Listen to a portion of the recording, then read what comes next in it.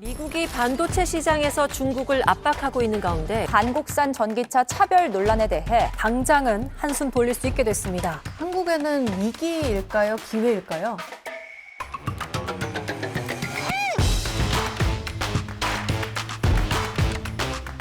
듣다 보면 똑똑해지는 라이프 듣동나. 안녕하세요, 이현입니다.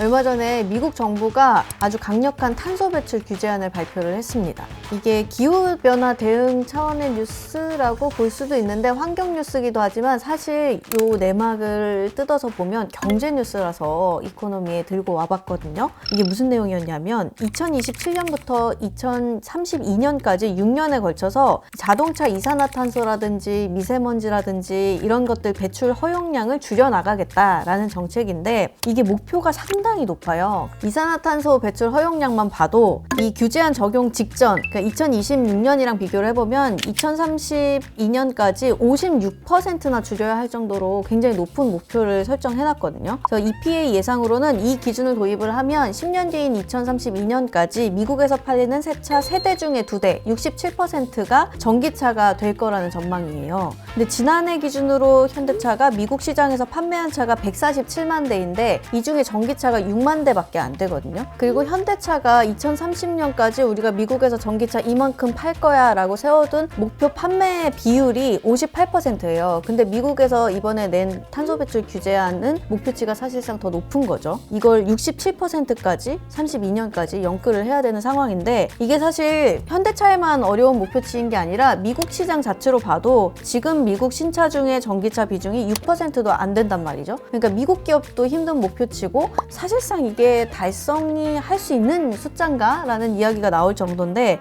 그럼에도 이런 규제안을 내놓은 이유는 사실 중국을 견제하려는 의도가 깔려 있습니다. 그러니까 겉으로는 뭐 내연기관 차를 빨리 없애고 전기차를 도입해서 탄소 배출량을 줄여보자 라는 것인데 사실 속마음은 이 중국에 뺏겨가고 있는 전기차 주도권을 미국으로 다시 갖고 오자 라는 거죠. 지금 전 세계에서 팔리는 전기차 중에 과반 이상, 한 60% 이상이 중국에서 팔린 거래요. 근데 이 시장을 키우는 것도 중요한 이유가 미국 소비자가 전기차를 많이 살수록 미국 정부가 뭔가 이 산업을 키우기 위해 규제할 수 있는 레버리지가 생기는 이야기이기도 하거든요. 근데 이번에 나온 탄소 배출 규제안만 그런 게 아니라 작년에 나온 IRA, 칩스법 이런 것도 큰 맥락에서 보면 미국이 결국은 자기네 제조업 살리고 그리고 글로벌 공급망 자체를 미국 중심으로 다시 짜보겠다라는 전략이 좀 깔려 있거든요. 일단 IRA가 뭐냐? 인플레이션 리덕션 액트. 인플레이션 리덕션, 인플레이션 줄이겠다. 사실 법안 자체는 지난해 8월에 이미 국회도 통과를 했고 조 바이든 미국 대통령이 법안에 서명을 하면서 발효가 된 법입니다. 이게 내용은 여러 가지가 담겨 있거든요. 기후변화 대응하는 내용도 있고 또 의료비 지원이라든지 법인세 인상 여러 내용들이 있는데 이 중에서도 우리나라 뉴스에 자주 등장하는 건 이 기후변화 대응 차원에서도 전기차 세액 공제 이 이야기 때문에 우리나라에서 IRA 얘기가 많이 나옵니다. 이 IRA 법안이 지원해주는 그 전기차 보조금 대상에 포함되느냐 안 되느냐가 자동차 산업 그리고 배터리 산업 판도를 완전히 바꿔놓을 수도 있기 때문에 중요하게 보는 거거든요. 일단 이 법안에 따라서 전기차를 구매할 때 세액 공제를 해주는 조건이 3가지가 있어요. 요거 좀 복잡합니다. 하나씩 좀 짚어볼게요. 첫 번째로는 북미에서 자동차가 최종 조립이 돼야 돼요. 그리고 두 번째로는 그 자동차 안을 뜯어보면 부품도 들어가고 뭐 부품 만드는데 광물도 들어가잖아요. 부품 같은 경우는 50% 이상이 북미에서 제조되거나 조립되어야 한다. 세 번째로는 이 핵심 광물은 40% 이상이 미국 혹은 미국과 FTA가 체결된 나라에서 채굴을 하거나 처리된 것이어야 한다라는 조항이 있고 3가지 조항을 충족해야지 보조금을 받을 수 있는데 보조금이 꽤 많아요. 한 대에 최대 7,500달러, 우리나라 돈으로 하면 지금 환율로 거진 1,000만 원 가까이 받을 수 있는 거거든요. 광물이 여기서 왜 나와? 하실 수도 있는데 광물은 사실 배터리 산업이랑 연관이 있어요. 우리나라 배터리 소재나 배터리 만드는 업체들이 주로 중국이나 인도네시아, 아르헨티나 이렇게 미국이랑 FTA 맺지 않은 나라에서 광물을 들여와서 이걸 가공하는 거거든요. 근데 이 법안대로라면 FTA 맺지 않은 나라에서 들여온 거니까 보조금 대상이 안 될 수도 있는 거죠. 그런데 다행히도 지난달 31일에 미국 재무부가 IRA 세부 지침 규정안을 발표했어요.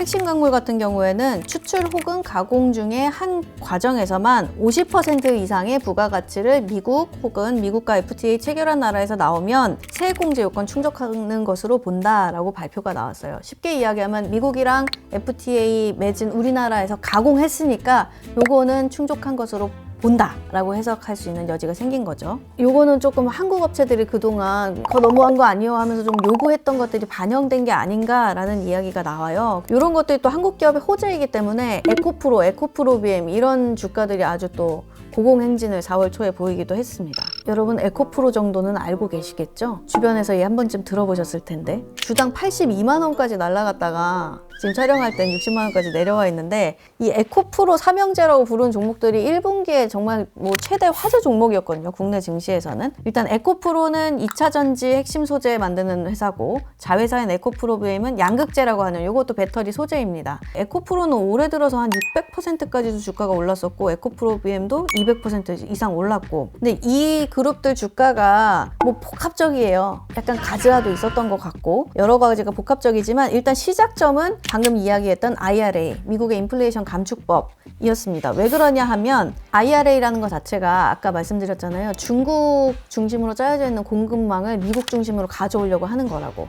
그럼 결국에는 중국과 연관된 것들을 배제하고 보면 원래 중국에서 조달하던 것들을 그럼 이제 어디서 조달해야 되지? 제일 그럴싸한 대체제가 한국의 기업들이 만든 거라는 이야기가 되기 때문에 그래서 우리나라 배터리 소재 만드는 기업들이 좀 호재이기도 했고 미국과 FTA 체결한 나라잖아요, 우리나라는. 그러니까 한국에서 생산한 걸 써도 보조금 지급 대상이 된다라고 해석이 나오니까 또 이게 또 호재이기도 하고 그런 면에서 배터리 업체들에는 조금 유리한 상황으로 가고 있는 것 같기도 해요. 근데 또 그 조항이 있잖아요. 배터리 조립 최종적으로 북미나 미국에서 해야 된다. 그래서 또 우리나라 배터리 3사가 이미 북미 지역에 공장을 설립하거나 아니면 미국 기업이랑 합작 법인 만들려고 또 준비를 하고 있기도 하고 또 IRA에 그 첨단 제조 세액공제라고 해서 생산 파트에 또 세액공제 해주는 게 있어요. 지금 생산 규모로 계산을 해보면 우리나라 배터리 3사가 1년에 조 단위 보조금을 받느냐 마느냐 문제라서 또 이 보조금을 챙겨야 되기 때문에 미국에 서둘러서 진출하려는 준비를 하고 있기도 합니다. 근데 배터리 업계는 일단 이런데 자동차 업계 입장에서는 어떨까 이 IRA라는 법안이. 근데 일단 이거는 빼박인 것 같아요. 북미에서 최종 조립해야 한다.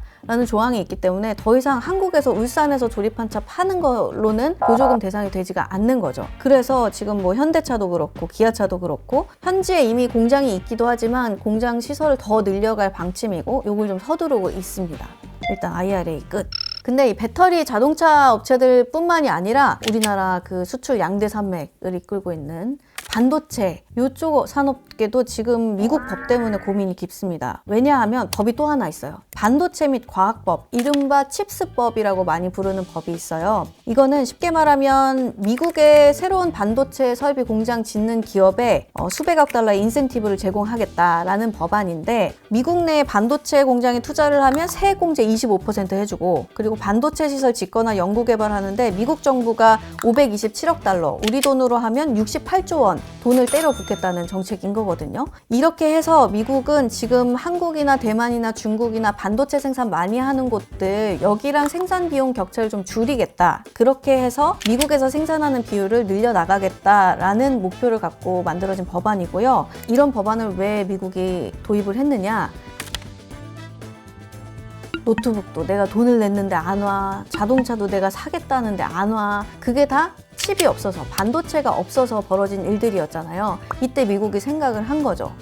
정신 차리고 보니까 지금 다른 나라 공급 업체에 대한 의존도가 너무 높은 거 아니야? 이거 지금 중국 중심으로 아시아 중심으로 짜여져 있는 이 공급망 우리 중심으로 뜯어 고쳐야겠다 라고 마음을 먹은 거고 결국 법안이 나왔고 이런 게 진짜 진행이 되고 있는 거죠. 미국이 원래는 그 반도체 종주국이라고 할 정도로 1990년대만 해도 전 세계 반도체 공급의 한 37%를 미국에서 생산을 하고 있었거든요. 이게 30년 사이에 우리나라나 대만이나 중국이나 아시아 쪽으로 많이 넘어온 거죠. 이걸 다시 바꾸겠다고 하는 거고. 그래서 이것도 이제 올해 들어서 좀 세부적으로 어떤 조건들을 충족하면 지원금을 받을 수 있는지 세부 지침들이 나오고 사전 신청을 받고 있는데 이걸 까보니까 더 좀 마음이 심란해졌습니다. 우리나라 기업들은. 왜냐하면 좀 이거 어려운 말이지만 일단 그대로 말씀드려 볼게요. 반도체 공장의 웨이퍼 종류별로 생산 능력이 어떻게 되는지, 예상 수율은 어떻고, 판매 단가는 어떻게 증감이 됐는지, 소재 비용, R&D 비용, 고용 인원, 꽤나 내밀한 정보들을 다 미국 정부에 공개해야 한다는 조항인 거예요. 게다가 더 치사한 거는 이거를 데이터로 확인하기 쉽게 엑셀 파일 형태로 내야 한다라는 조항까지 있습니다.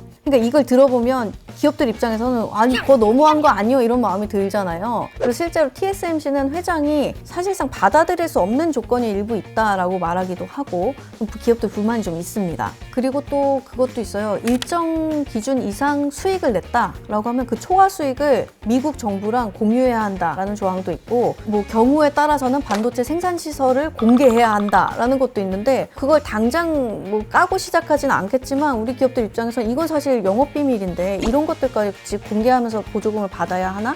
셈법이 복잡해지죠. 또 한 가지 제약 조건이 있는데요. 중국에서 향후 10년간 반도체 생산 능력을 미국이 이 법안에 따라서 정한 한도 이상 늘려갈 수 없다는 거예요. 한마디로 중국에 더 이상 투자하지 말라는 이야기거든요. 그런데 우리나라 반도체 기업들은 이미 중국에 공장들을 갖고 있고 공장을 세웠으면 끝이 아니라 거기서 생산시설 늘리고 바꿔가면서 계속 해야지 이게 본전을 찾을 수 있는 장사인 건데 그럼 이미 중국에 지어놓은 공장은 없다 셈 치고 이 보조금 받으면 남는 건가? 계산을 좀 해봐야 되는 상황이겠죠. 그런데 사실 지난해에 칩스법이 나왔고 이전부터 반도체 공급망 미국 중심으로 다시 짜겠다고 계속 이야기를 해왔어서 진작에 삼성전자나 TSMC 같은 미국 밖의 기업들은 미국에 공장 짓겠습니다라고 약속을 해뒀어요. 그래서 이걸 지금 짓는 게 맞나? 이 법안 혹시 우리한테 좀 유리하게 해석의 여지가 없나? 이런 고민에 빠져 있는 상황입니다.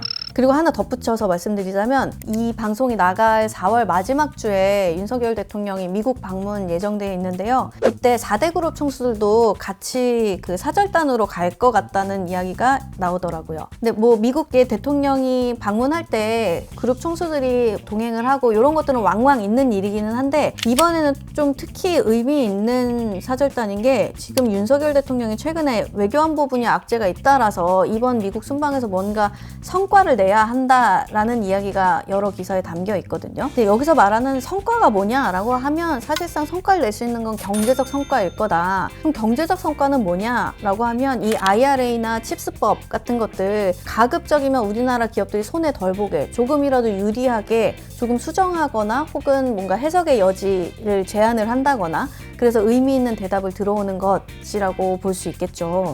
근데 이런 뉴스들 이제 보면서 확실히 지난번에 장하준 교수님이랑 인터뷰할 때 미국은 원래 그런 나라예요 이렇게 얘기하셨잖아요. 미국은 원래 자국 중심주의적이고 실용주의적인 나라다라고 이야기하셨던 게 자꾸 생각이 나더라고요. 확실히 미국도 결정적인 순간이 되면 자기네 나라 일자리, 자기네 나라 산업 키우는 게 우선이구나 라는 생각도 들었고 그리고 또 작년, 재작년부터 사실 미국이랑 중국 신냉전 구도가 짜여졌다 이런 얘기들 많이 나왔었잖아요. 근데 그때는 조금 추상적으로 들렸던 말들이 구체적으로 이런 식의 규제를 한다고? 이런 식으로 갈라치기를 한다고? 이런 게 좀 느껴지는 타이밍이 온 것 같기도 합니다. 그리고 또 사실 걱정인 거는 이렇게 미국에서 우리나라 기업들이 수익을 내는 건 좋지만 너도 나도 대기업들이 공장을 미국에 짓겠다라고 하면 양질의 일자리가 사실 미국에 많이 늘어난다는 것이고 그럼 상대적으로 우리나라에는 이런 일자리들 좀 줄어들지 않을까라는 걱정도 있어요. 그래서 이런 걱정이 있기 때문에 K칩스법이니 한국한 IRA를 빨리 서둘러서 만들어야 한다느니 또 우리나라만이 아니라 일본이나 대만이나 유럽이나 다른 나라들도 그 나라 버전의 칩스법 만든다 막 하고 있거든요. 그래서 각국이 사실 지금 우리나라 산업, 우리나라 일자리 보호하기 위해서 굉장히 민감하게 뭔가 움직이고 있는 그런 상황이에요. 아무튼 이런 이유로 우리가 미국 금리도 열심히 보고 미국 법의 세부 조항까지도 이렇게 뜯어봐야 하는 좀 씁쓸한 상황인데 어쨌든 슬프지만 화이팅 코리아 어쩌겠습니까? 여기서 살아날 방법을 고민해봐야겠죠. 아무튼 저희는 그럼 또 다른 경제 이야기로 다음에 돌아오겠습니다. 화수목 아침 7시 듣동나가 습관이 됩니다.